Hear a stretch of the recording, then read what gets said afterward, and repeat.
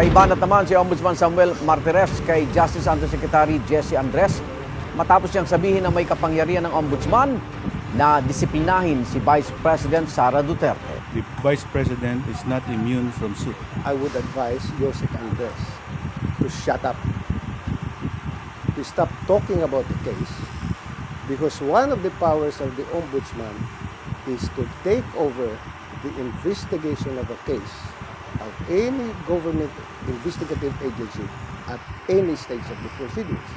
Nagsalita nitong Lunes si Undersecretary Andres kasunod ng pagmumura at pagbabanta umano ng bisa sa Pangulo, First Lady at sa House Speaker.